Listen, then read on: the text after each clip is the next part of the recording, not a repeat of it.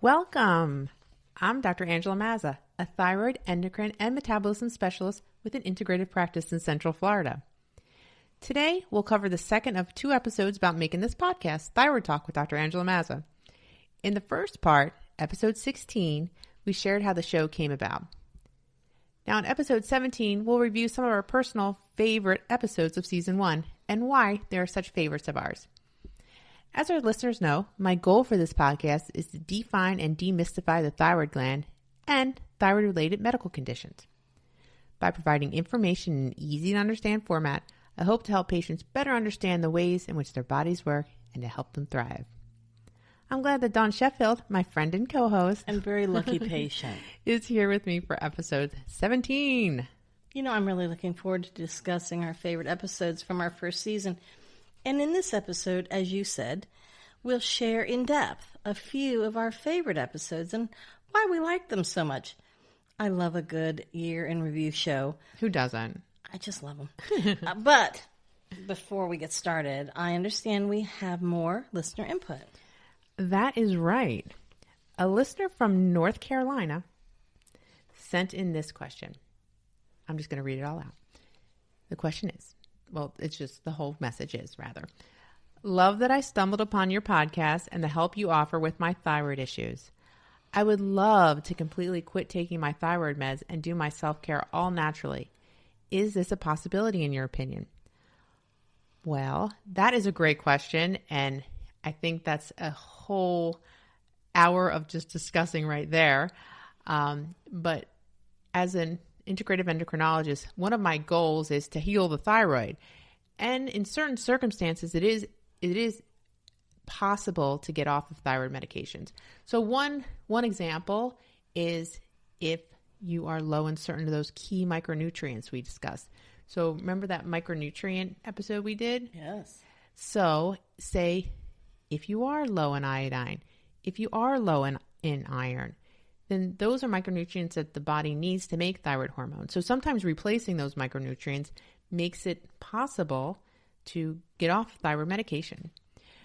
Now, in other instances, say you have other health issues going on, like you've been really sick or under a lot of stress, that is going to alter thyroid function. And sometimes patients are put on thyroid medication for those reasons.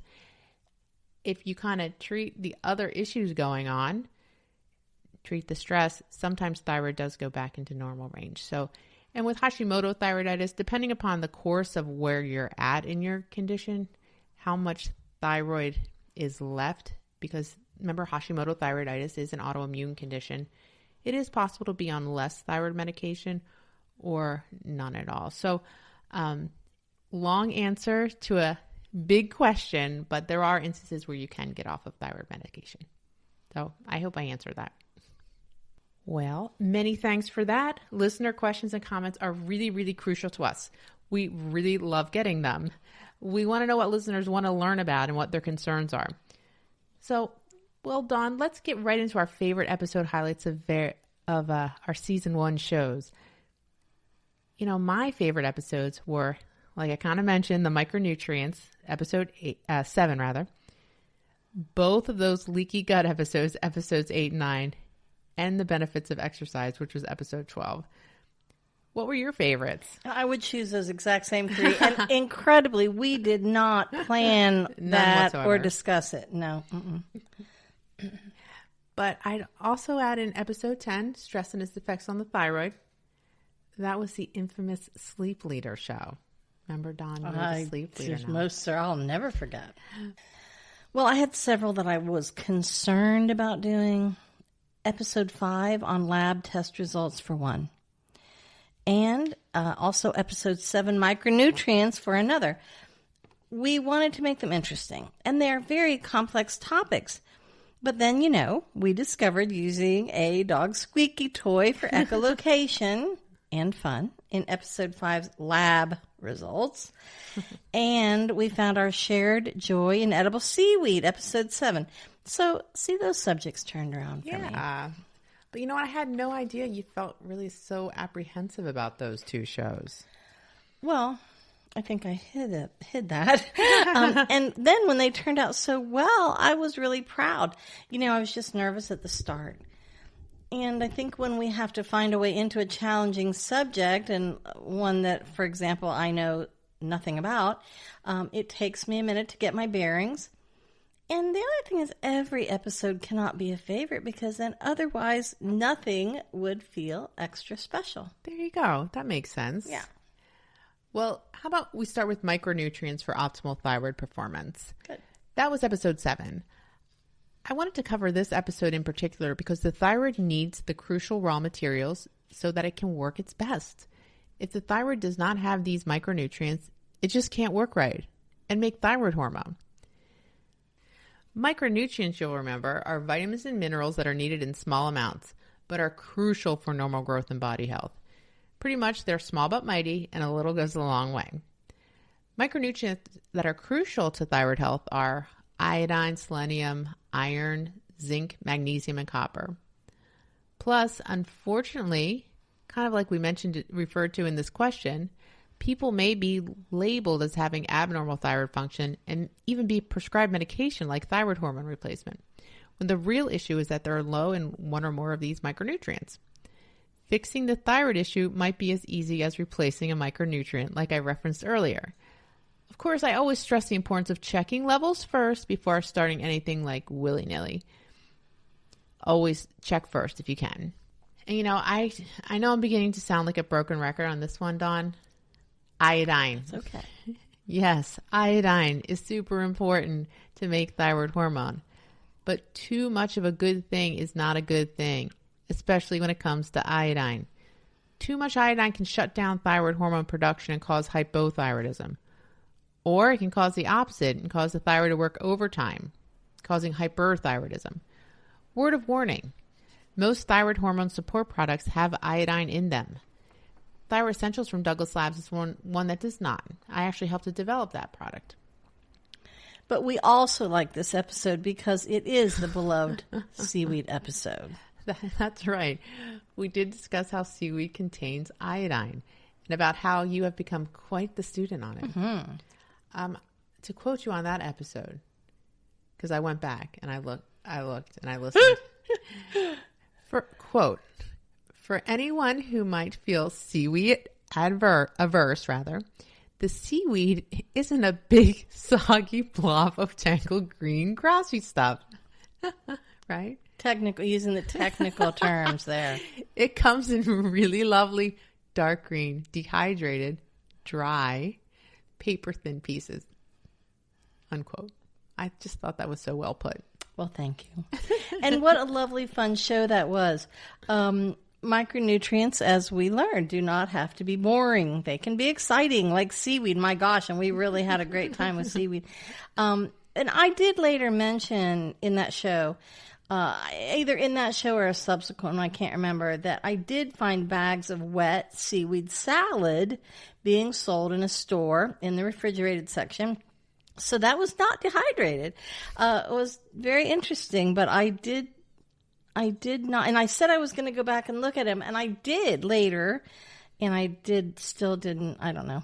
I just think I like the dehydrated ones, the little pieces. Little crunchies, delicious.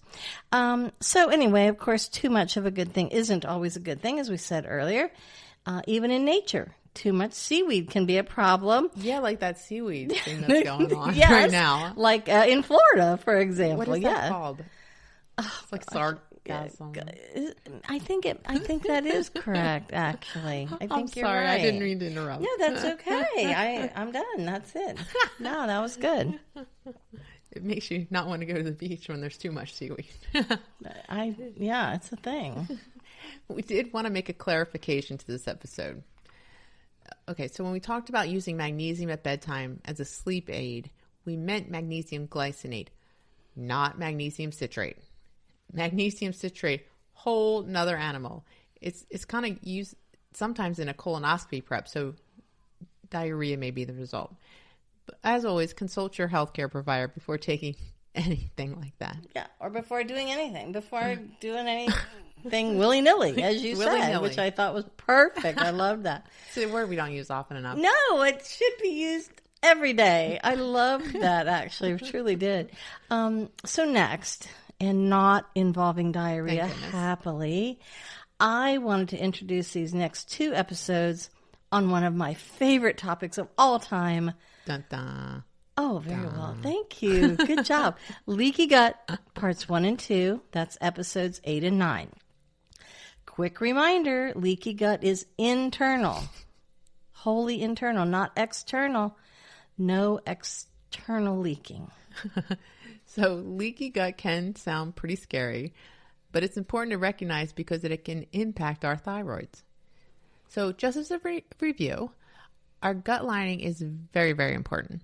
It has to be able to let in good things like nutrients and water, while at the same time keep out bad elements like bacteria, toxins, and undigested food. It's a semi-permeable barrier. So the gut lining is really our barrier from the outside world to our internal environment.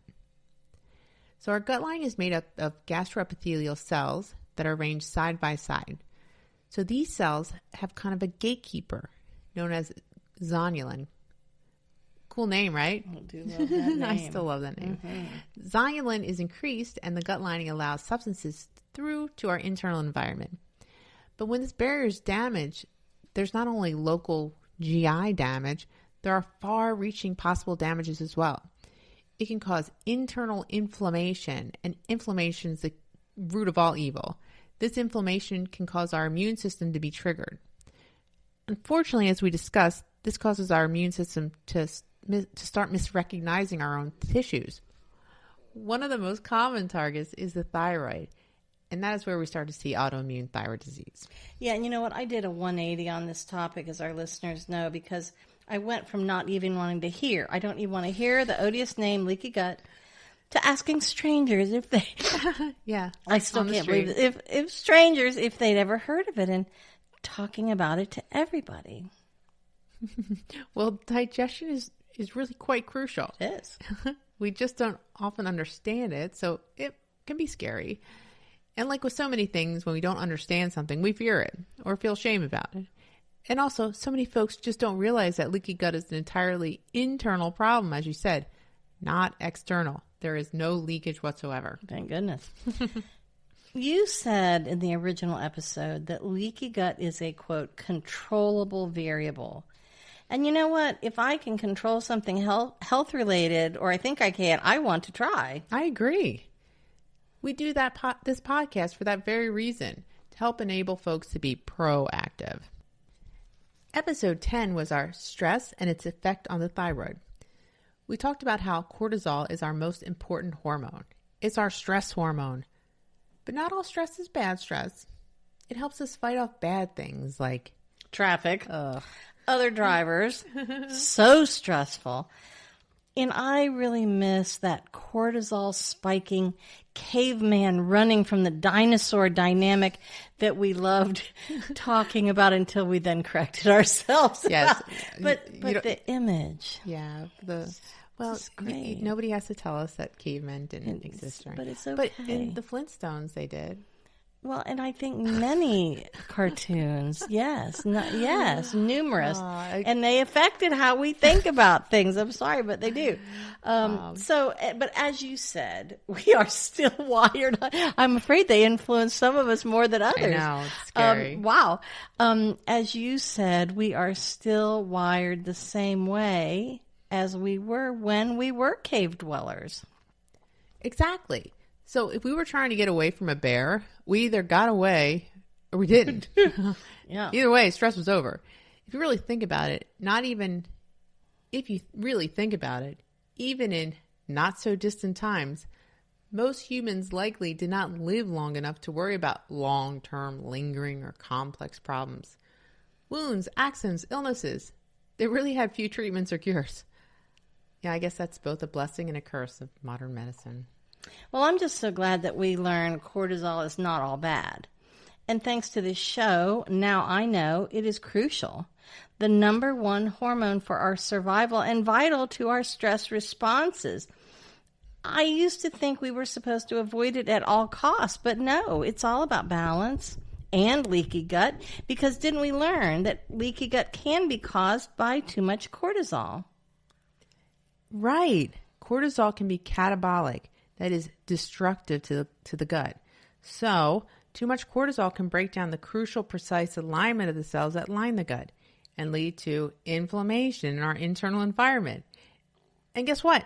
That can lead to our immune system misrecognizing and attacking important cell parts like our thyroid. I feel like I say this a lot, huh? I'll include the credit in the show notes if listeners want more information. Well, it really all circles back to leaky gut. Exactly. And that's why, I mean, see, this was our prediction long ago. That's why I confess that my phone has to sleep in a separate room at night to prevent me from being distracted by it and affecting my sleep. Well, sleep is so very important. It is when our bodies repair and get ready for the next day. Unfortunately, if our cortisol curve is not quite right, our quality of sleep can take a hard hit. You know, I loved the crafts and mindfulness connections we made on that episode. That was really deeply meaningful and I think so unexpected. I don't think you and I expected it. No, I don't think so. I didn't see that coming. We called special attention to the importance of artistic endeavors to our own physical and mental health. I know I've benefited in myriad ways from hobbies and hobby-related social groups, with most of the benefits being unexpected. And like us, listeners may find some crafts to be remarkably meditative. Well, in addition to prioritizing sleep, we talked about other ways to manage stress, like staying connected, making time for a new hobby, practicing mindfulness and meditation, eating nourishing foods, staying hydrated, and so much more. There are also many supplements in our toolbox to choose from to help balance cortisol levels, including one of my favorites, L-theanine, GABA, magnolia and philodendron, adrenal extracts, and adaptogens, just to name a few. Again, ask your own healthcare provider to determine if these options are right for you. I think the health value of crafting, creating art, or creating anything beautiful, music, for example, is grossly undervalued and maybe understudied as well. Well, one of the other ways we mentioned to manage stress was finding an exercise regimen that you enjoy, which leads us to episode 12, the benefits of exercise. Yeah, and I was really happy to do that episode too, but paradoxically, it was, and as you know from our chat the other day, it continues to be my most challenging show as well. The exercise episode spoke to me and to others on so many levels. Again, many of them unexpected. It brought up so many deeply emotional issues, even stuff lurking from childhood. Yeah, I think it's important to note that exercise can mean a lot of things. For some, it can be a brisk walk, and for others, it can just be moving around more. It does not need to be, or shouldn't be for some folks, a boot camp or a half marathon. In fact, how about rather than using the word exercise, maybe it's more appropriate to use the word movement. Yeah, and I prefer the word movement. Okay, we'll go with that. Okay, well, I think we went with exercise, which is really funny. But I prefer the word movement because movement does not have negative connotations for me, and I think maybe other people, in the same way that the word exercise does. But yeah, for clarity, for our review today, we ended up using exercise. It's really comical. But I can change. I mean, we can under protest. We did under protest. Just kidding. But there are just so many benefits. Exercise improves insulin resistance and help bring down blood glucose over time. It brings up our good cholesterol, which is our HDL, and brings down our bad cholesterol, which is our LDL. Exercise is good for our bones and our joints. Exercise decreases not only our risk for chronic conditions like type 2 diabetes and cardiovascular disease, it may even decrease our risk of certain cancers. Exercise can improve our brain function and prevent dementia. And Dawn, as you know, exercise even improves sleep. No more night owl. You know, I did not realize until we did that show just how deeply connected our emotions and our mental health may be connected to our physical health or the lack thereof, and how crucial our childhoods are in shaping our attitudes towards exercise or movement. Now I'm going to throw movement in there. Movement. I got emotional as we prepared for that show. And not just as we prepared for it, actually. I got emotional when we were even recording it a couple times, but I was joyful about it too.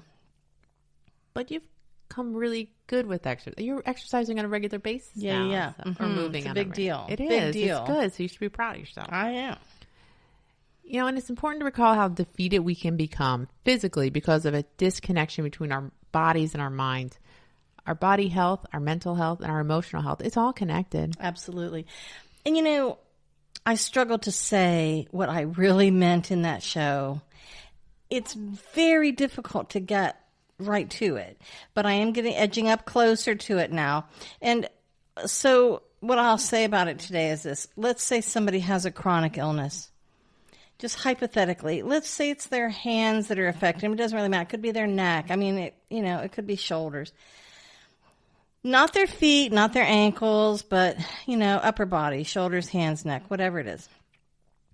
Maybe that body part is weak or swollen, painful, or all three. So we might be tempted to say, well, my gosh, they can still walk. They can run. They can lift weights with their legs. It's just really easy to judge. I believe our bodies know when we are destabilized in some way. If a body part doesn't work, let's again just say hands, for example, we may subconsciously fear falling. Maybe we can't use a stair handrail to go up or down a staircase. Maybe we can't adjust the slide on the leg press if something's wrong with our wrists. At my gym, a hand is needed to operate sort of a lever to adjust the distance between one's feet and the seat. It's a leg exercise, but you still have to adjust it with your hands and, your arm, your wrist. So the body may balk at being put into situations where it knows it's not really secure. This is an entirely non-scientific theory that occurred to me. If someone else is doing research on this, I am completely unaware of it, but please tell us. We would really like to know about that. But so my non-scientific theory is that this relates to the brain-body connection. It might result in the body's reluctance to exercise for reasons that are not only hidden from the outside world, from observers, but maybe hidden from ourselves too. And I wonder if it might really be an innate form of self-protection. And the brain may issue a sort of no-go command, resulting in the perception of no energy to carry out the activity. Again, totally theoretical on my part, just the thought that popped in my head. If anyone's doing research about that, please, please, please inform us. But whatever is going on, exercise might be one thing that really helps us feel much better, both mentally and physically. And that's one reason this episode is so complex. There's no one answer for everyone.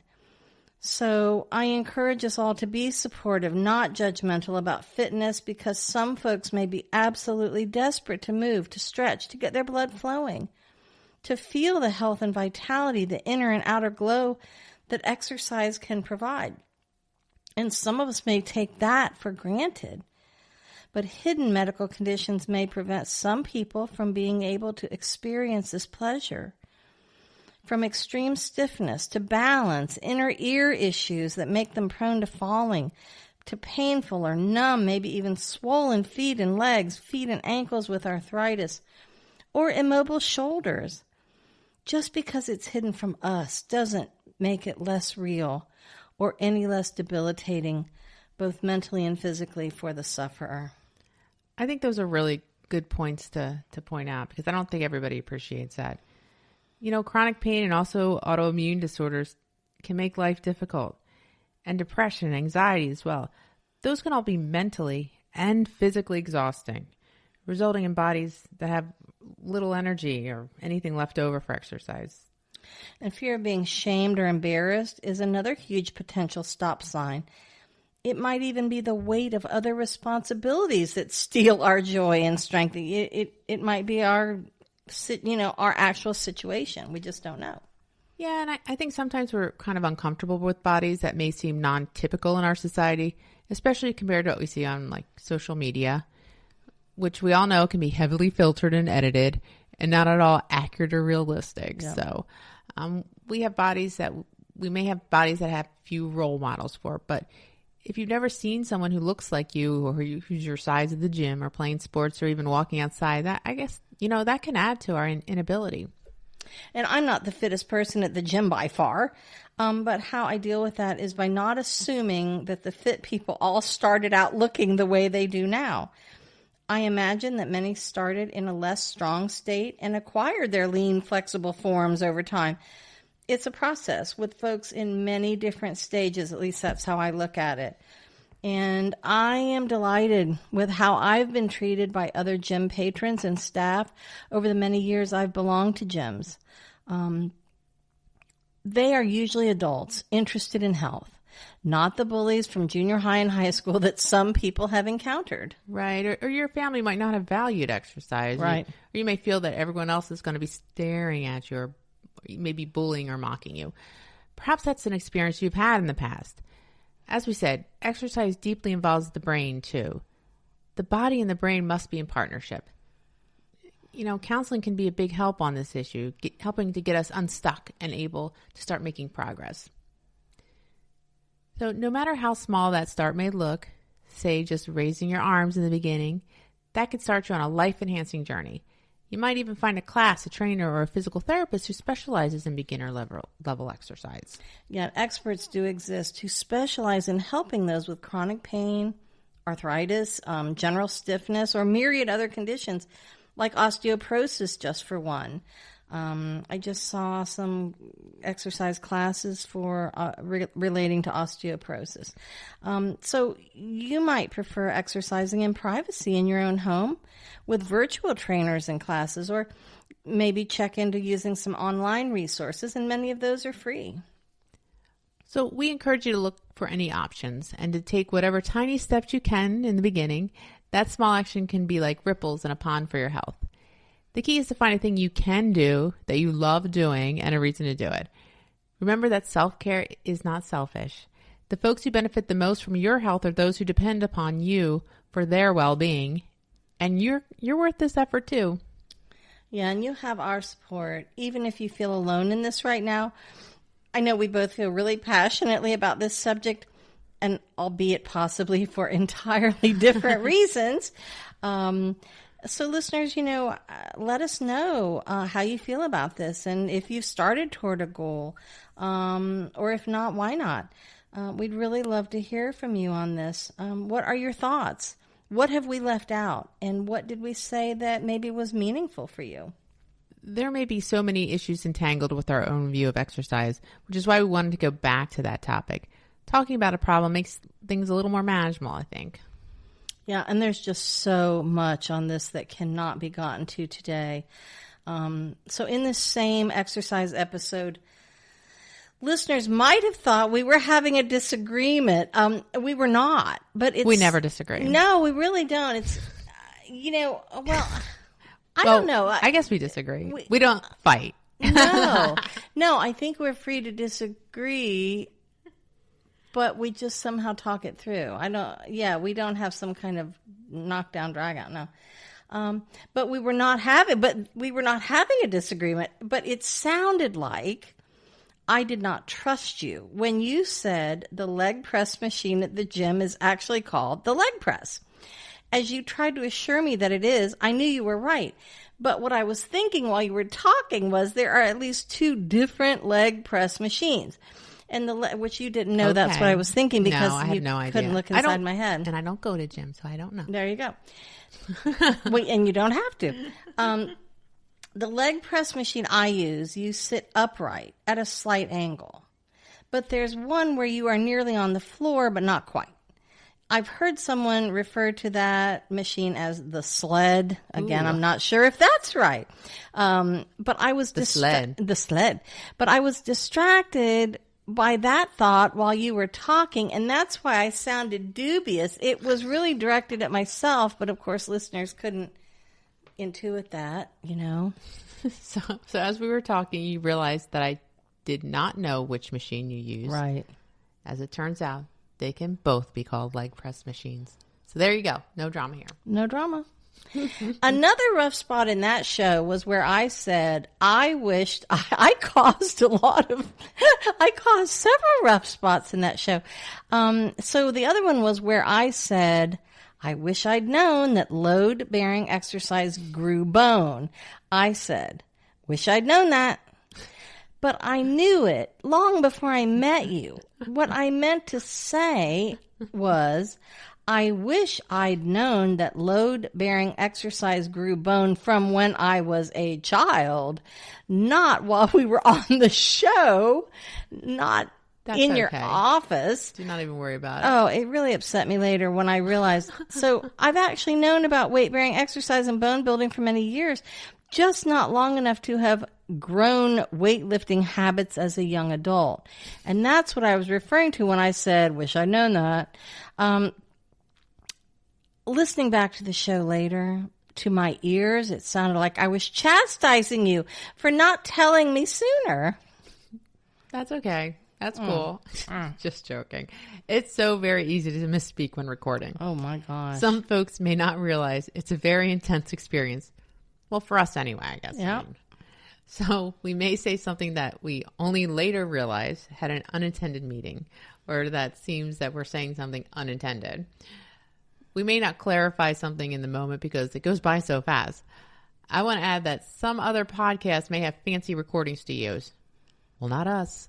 We have the delivery person knocking on the door and the phone ringing. And that just adds to the cold, gritty reality of tough thyroid issues. Right. And some other podcasts may have writers and editors. Well, as for editing, I like having complete editorial control over our content. And others have technical help that's actually trained. We are the so-called talent too. Yeah, others might have directors. We're the directors as well. A role that we share with Zero Discord, happily. Of course. And what about producers?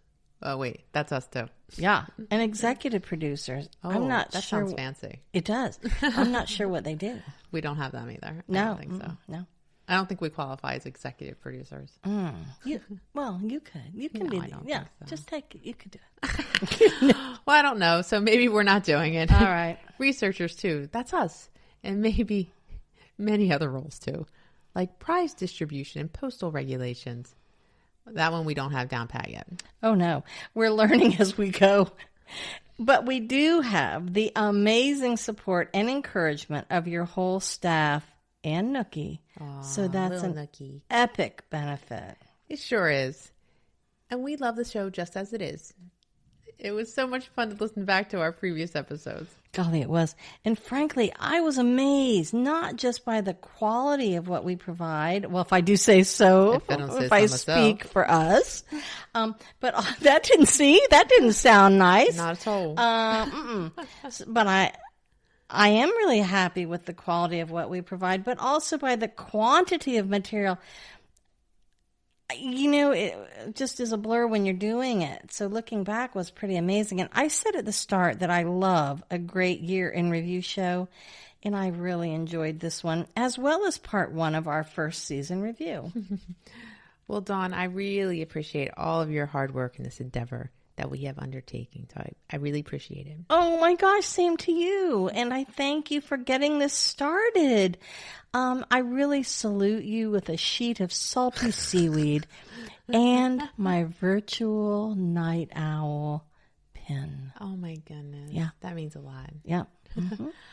Well, listeners, thank you so much for sharing your time with us. I hope this discussion was helpful. Let us know. In our next episode, guess what we're going to cover? I've been waiting for this one. I didn't realize. Yeah. Oh, cool. Endocrine disruptors. Woohoo.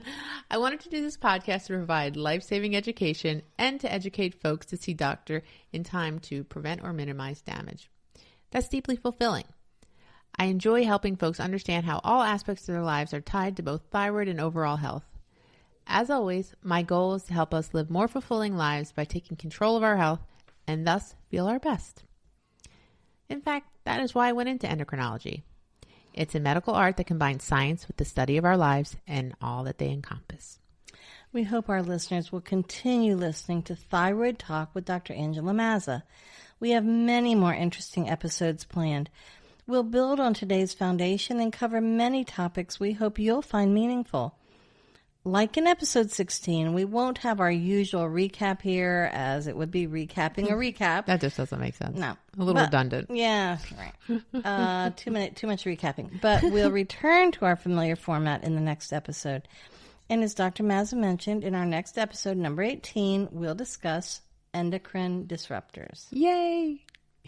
For information on at least some of the supplements we may discuss on the show, please visit the wellness store at metaboliccenterforwellness.com. Full disclosure, I personally use and I carry supplements by Douglas Laboratories and Pure Encapsulations in both my office and our online site. Please stay in touch.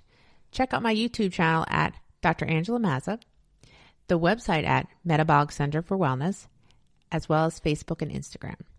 We welcome your input. Please send your comments, show ideas, and questions to thyroidtalk.mazza@gmail.com. That's an email address, not a message board. Other listeners won't be reading your message on any sort of public forum. We may disclose your general location on air, the city or town, for example, but we will not read your name nor your address on the show. We reserve the right to edit your input as necessary. And please watch for pre-order availability for Dr. Mazza's book, Thyroid Talk, an integrative endocrinologist guide to optimal thyroid health. Don't forget to ask your healthcare provider about any specific questions regarding your wellness. This podcast is meant for educational purposes only.